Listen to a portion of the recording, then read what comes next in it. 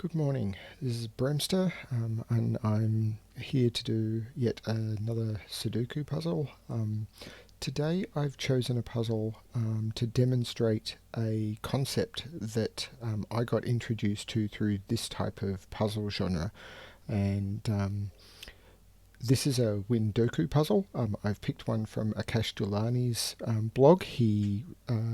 I asked him if I could use the puzzles from his blog in my videos, and he said that I could, so I would like to thank him for that. Windoku puzzles are like standard Sudoku puzzles with extra regions. So not only do you have to have 1 to 9 in each of the boxes, the columns and the rows, each of these shaded areas also have to have the numbers from 1 to 9. Now, the keen-eyed among you will notice that I've reset this grid to include cages, and that's so I can, within the tool, I can turn off the colors, because this is an extra region. So I find that with my vision I have a lot of trouble with the grey. I find problematic. So what I do is I use killer cages without numbers to mark the extra regions. And the reason for that is, as you will see soon, this puzzle is going to end up with quite a lot of highlighting on it. And the reason that is going to happen is the Windoku puzzle, when I first encountered one, I encountered an easy one. I don't know how hard this puzzle is the puzzle that taught me the concept of set equivalence theory. Because there is a trick to solving Windoku puzzles that if you don't know, they are almost impossible. But once you learn the trick, then you can solve them, I won't say easily. The puzzle that I first discovered it on turned out to be incredibly easy once you knew the trick. But a lot of Windoku puzzles are designed assuming that you know the trick, and therefore, if you don't know the trick, I imagine they would be impossible. So if you wish to try and figure out the trick for yourself, then I would highly recommend stopping the video. There will be links to the puzzle below, where I will also include links to Akash's blog, where he publishes puzzles. I think he just published his 300th puzzle on the blog, and he publishes all sorts, and they are amazing quality. Akash also has some ebooks of puzzles, which I have bought. He's got 4 ebooks at the moment, I think. I've worked most of the way through the 4th one, which is just classics, and I've learned a lot about solving Sudoku from those, and the first 3 have a lot of range on the sorts of puzzles that are in them, lots of variants and lots of ways of learning how to do them. But his blog is a great source of free puzzles of varying difficulties. I have found a lot of very challenging puzzles on his blog. Anyway, on to the trick for Windoku. So there is a concept in Sudoku called set equivalence theory, often called SET, S-E-T, set equivalence theory, where what you can do is you can identify regions of a Sudoku grid that that are sets of 1 to 9, and you can use those to identify other areas that are constrained. A Windoku, I actually discovered this on my own when I first tried to solve a Windoku. It took me about 2 hours, I think it was, to figure it out. But it is incredibly powerful in these grids, and I will show you what I mean. So what we know is that in a solved Sudoku grid, every row, column and box is going to contain the digits 1 to 9. So if we were to look at these 3 rows, we know that those 3 rows are going to contain 3 sets of the digits 1 to 9. And so we highlight those in blue. So that will be 3. There'll be 3 1s, 3 2s, 3 3s, 3 4s, etc. However, the Windoku grid has also told us that this is a full set of the digits from 1 to 9. So if we were to remove that and turn it white again, we would have 2 sets of the numbers from 1 to 9, and if we were to remove there, we would have 1 set of the numbers from 1 to 9.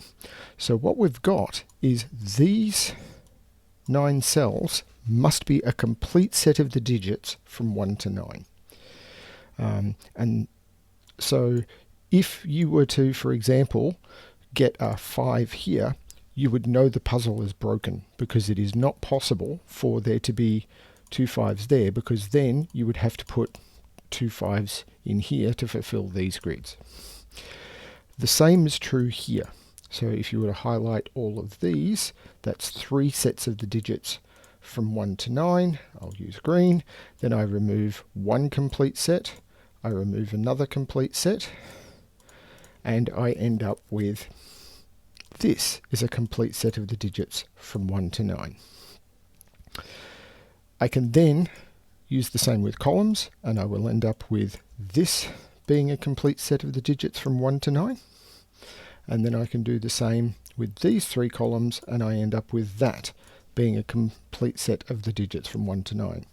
So these different colours may never have a repeat digit in them. And that gives you a lot of power.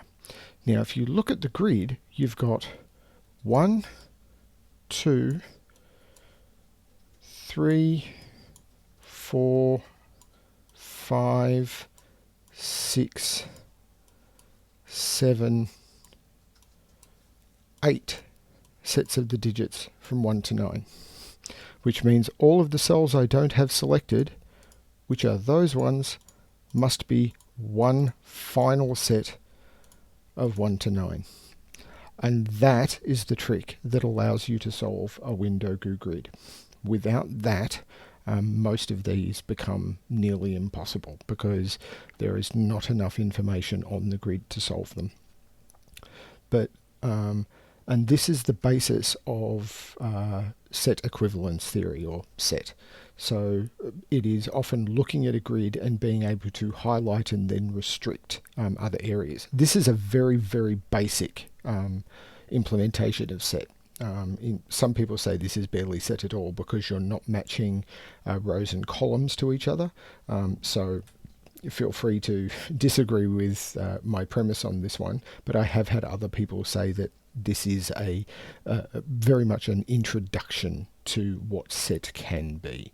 At least it introduces you to the concept of being able to identify sections that must contain 1 to 9, and then removing other sections to give you these sort of hidden regions, which is one of the key fundamentals in SET.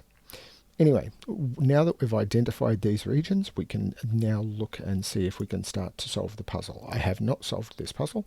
I do not know how easy it is, but we can give it a look. So we can look at this box. There can't be a 6 there, there can't be a 6 there, there can't be a 6 there. I can put a 6 there. I probably could have done that without anything else. There must be a 6 in one of those 2 cells.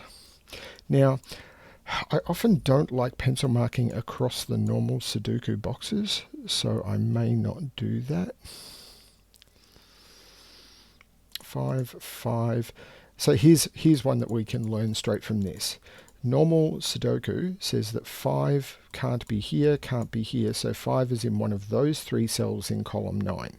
But we've already got a 5 in blue, so there cannot be a 5 there, and we get a 5 in that corner. 5 is in one of those 2 cells, which we can mark. If we had a 5 in green, we could then narrow it down, but we don't. In fact, we can narrow this down further, because 5 cannot be there in green because of that 5. 5 can't be there in green because of that 5. So 5 has to be in one of those 2, but we've identified 5 also has to be in one of those 2. So that has to be a 5.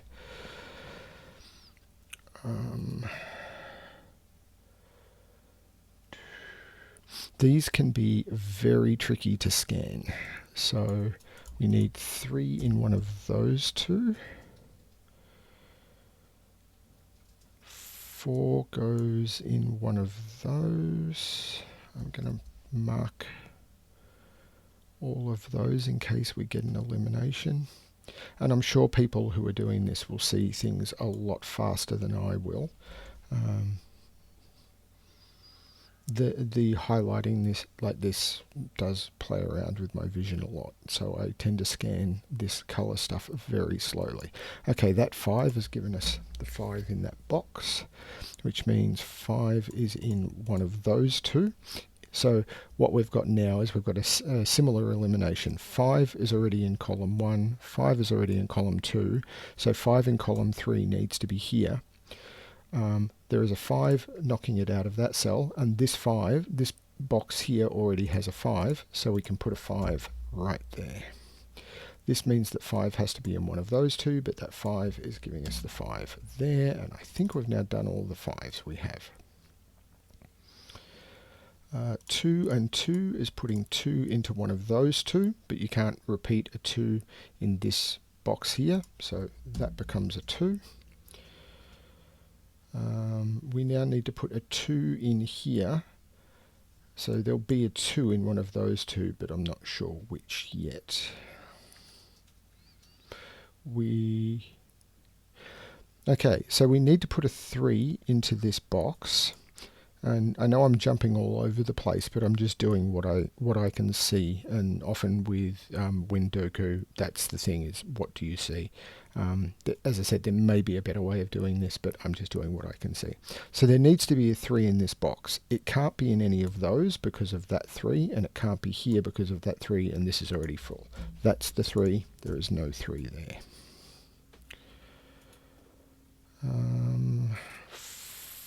4. So in this box we need to put a 4.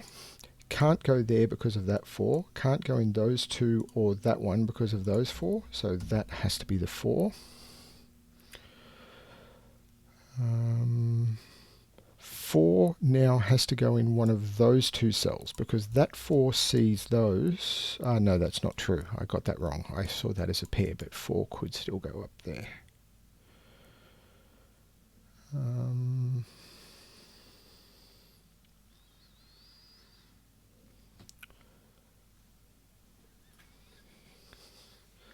So we know that 6 has to also go in one of those two.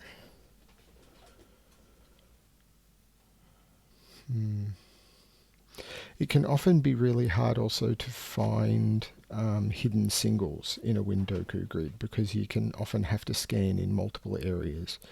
So it's very possible I am missing a hidden single. Like for example, in this column we need 1, 6, 7 and 8. I can't put 6 into a purple cell, and 6 can't go there, so that becomes a 6. So it's now 1, 7 and 8. I can't put 1 there, so 1 has to go into one of those two. So this becomes a 7 or an 8. These are 1, 7, 8.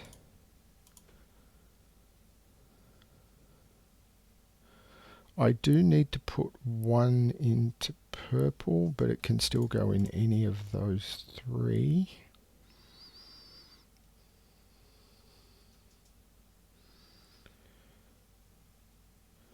So another interesting thing to often look at when you're looking at Windoku is when you get numbers in a situation like this, this is knocking 6 out of all of those, this is knocking 6 out of all of those, this 6 is knocking it out of there, so the 6 is going to have to go into one of those two spots. So if I can ever get something like a 6 in one of these boxes or one of these boxes, we know that that's going to force it in. In fact, in this box, 6, because of this 6, has to be in one of those two.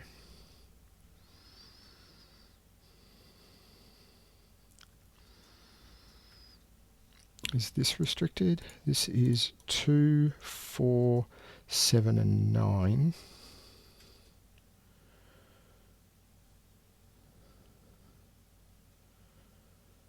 That can't be 2. So this is 2 or 7. Because it says 4 and 9. Not sure where I should be looking. 3 is in one of those two, because that 3 sees there and I need 3 in this.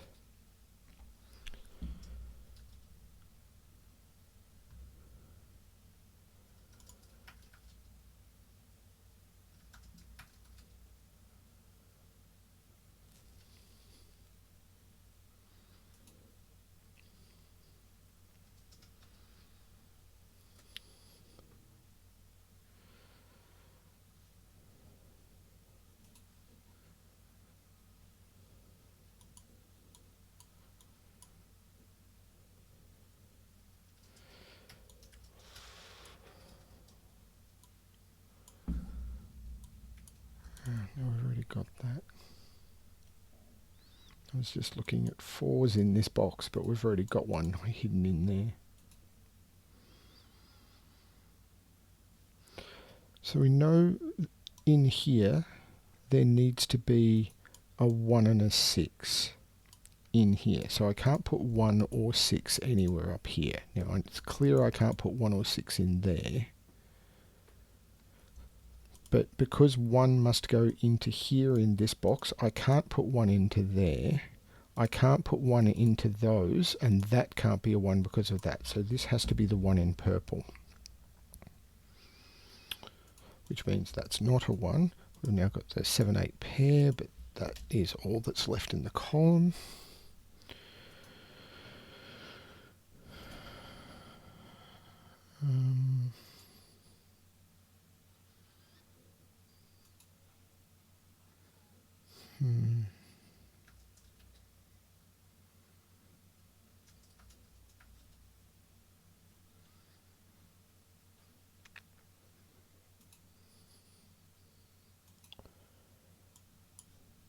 Six can't be in there. There's a couple of places 6 can be in.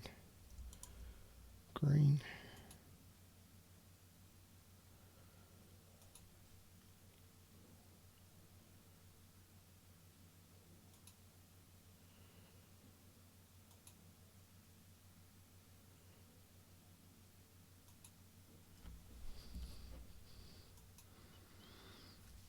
I'm just trying to look for where's weak, because you're not having to just look at rows, columns, boxes, but you're also having to look for all 9 of these extra regions. There's effectively, 9,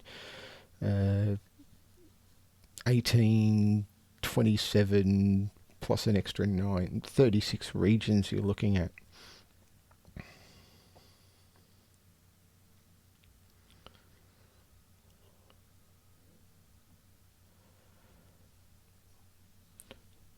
So 1 has to go in one of those 2, because that 1 is knocking out those.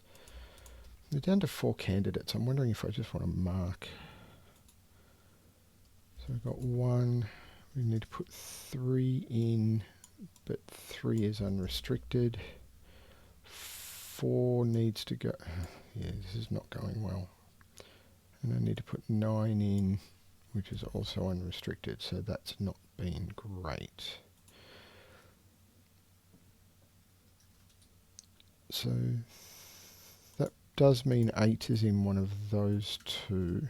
So these are 3, 4, 8 and 9. I can't put 3 in there because of that 3. But this is all wide open. So these are 1, 3, 4, 9. I hate pencil marking like this when I'm solving on a video, but I'm not seeing what to do.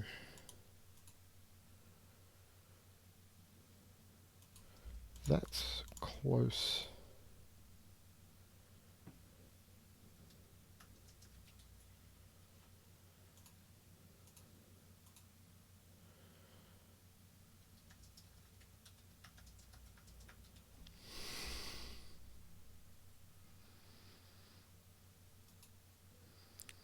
To all the people who are seeing what to do, feel free to point and laugh, because I am not.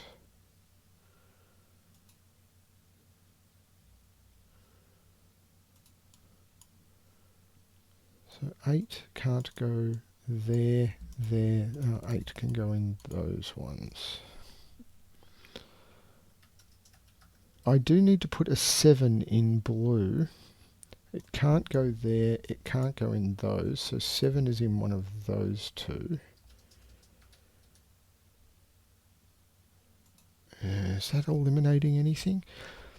Now that takes 7, it does put 7 in one of those 2 yellow, because if 7 is in one of those 2 blue, and now I'm starting to mark across boxes, which I don't like, then it means it can't go in those. This 7 is knocking it out of those.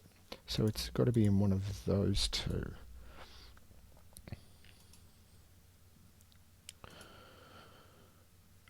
but that's not helping. Like if I could eliminate one of those two right away, that would be good, but I can't.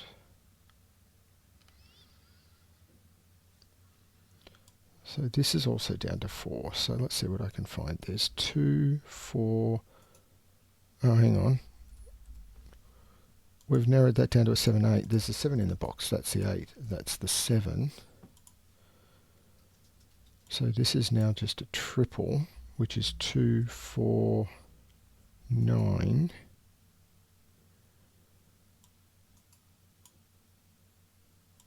Oh, I can't put a 2 in the box.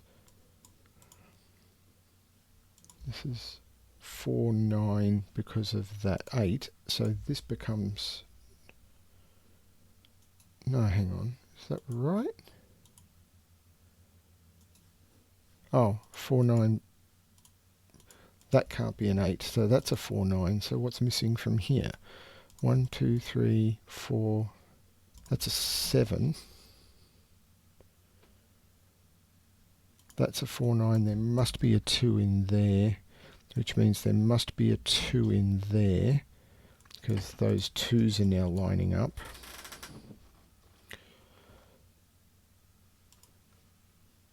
So this column is missing 2, 4, 7 and 9. There is a 2, 7 there, so that becomes another 4, 9. So this must be also 2, 7. And this is a 1, 6 pair.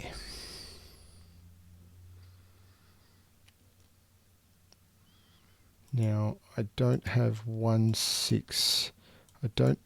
And that 7 is seeing that cell. So that becomes a 2, that becomes a 7, and this is now a known triple. So this is 1, 2, and 6. This can't be a 6.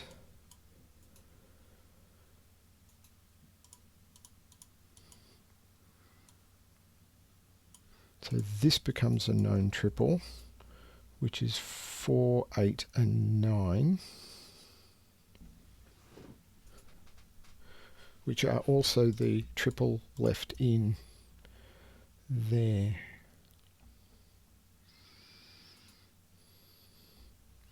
That's a 3, 4, 9 triple, so that becomes an 8.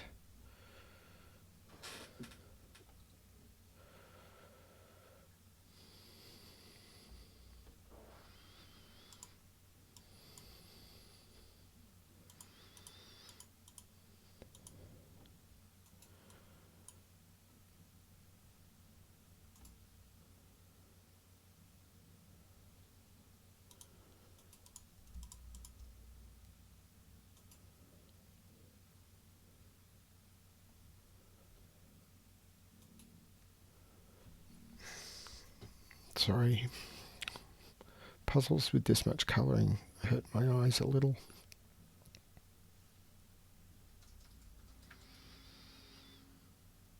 I really have trouble seeing them.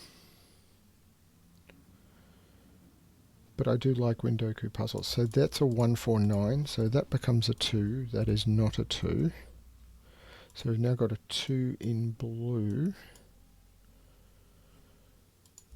There's still 5 numbers we're missing. This is a 1, 4, 9 triple. So 1, 2, 3, 4, 5, 6. That has to be a 7.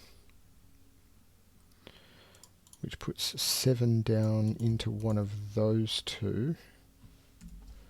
7 can't be eliminated from orange or this box yet.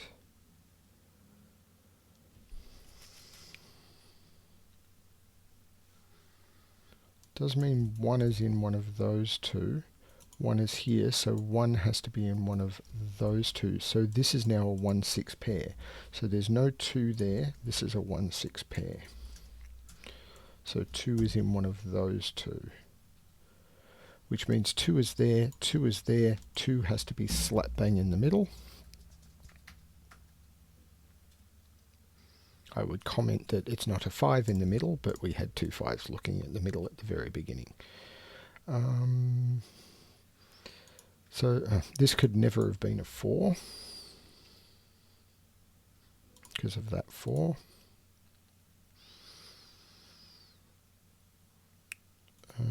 So this has to be an 8, 9 to complete the box. We don't have an 8, 9 in orange to lock it down or in the column. But we've now got an 8, 9 pair in the row, which puts that in as a 4. So this is now a pair for the column. We've got 1, 2, we need 3, 3 and 9. So this is a 3, 9 pair, which means that has to be the 4, which means we can take 4 out of purple, leaving just an 8, 9, which makes that a 4, that a 9. Takes 9 out of that, leaving a 1, 4 pair, which takes 1 out of there and 4 out of there. Excuse me for a second. 1, 4, 3, 9. So we've got a 3, 9 pair in row 3, so it takes 3, 9 out of there, and this becomes a 1, 4 in blue,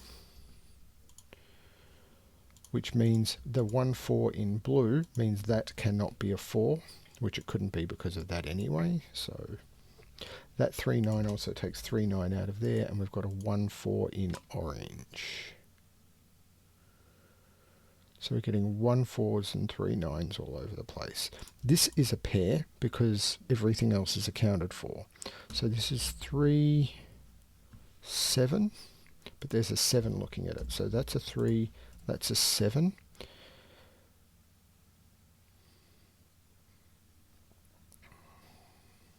I'm not looking at anything yet. Or if they are, I'm missing them. So we've got 5 locked digits in green. So we can actually get what those digits are. So they're 2, 3, we've got 4, we've got 5, 8, 9. So that can't be a 2 because we've locked 2 into there. So we know 2 is in there. That can't be a 3 because of that 3. That's less restricted than I was hoping. There is no 8 in those because of that. That's not a 9. But it does mean 8 is in one of those two.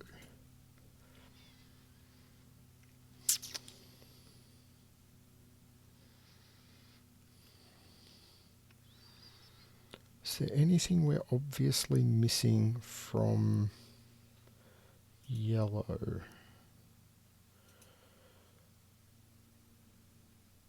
We've only got 4 digits in yellow. So we need 1, 3, 6, 8, and 9.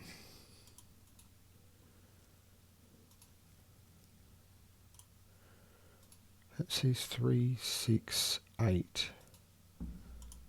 So that would be a 1, 9. Because it can't be 3 because of that. It can't be 6 because of that. And we've just put 8 into those two. So this has to be a 1 or a 9. Which means 8 in here is in one of those.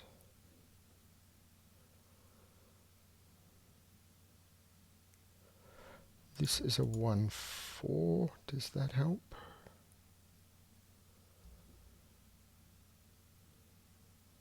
Oh, that 4 is making that a 1, is making that a 4, is making that a 1. That 1 is making that a 6, which is making that a 1, which is making that a 2, which is making that a 6, which is making that a 1, which is making that a 6.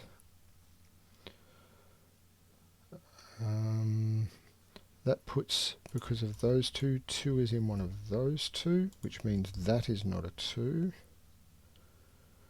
This is a known triple now, which I suspect is 289, 2, 8, 9. So these are 2, 8, and 9. That can't be 8. That can't be 2.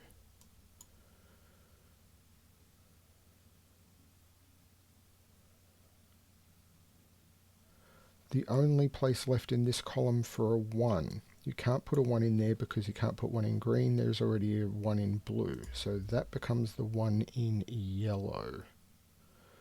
There is now only 3 digits not in yellow. We have 1, we have 2, we don't have 3, 4, 5, 6, 7, 8, 9. So 3, 8, 9 are the possibles. That can't be 3.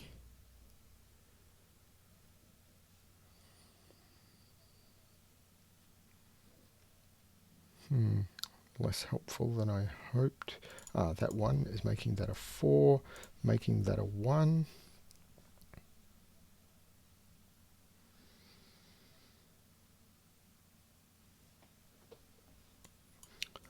There are 3 digits missing from this row. I'm sure I'm not looking at the best places, which is 1, 3, and 8.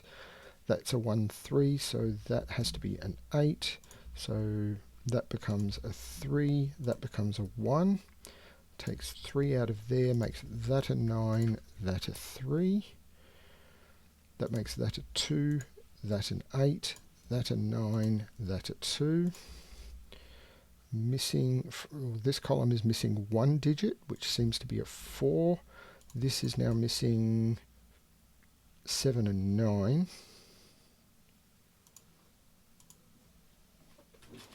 And we've got a 9 in this box already, so that's the 7, that's the 9. That makes this an 8 because that was an 8-9 pair and we just put a 9 in orange. So that becomes the 8, that becomes a 9, that becomes an 8. There is no 8 up there, so there's our 3-9 pair in yellow. Makes this an 8.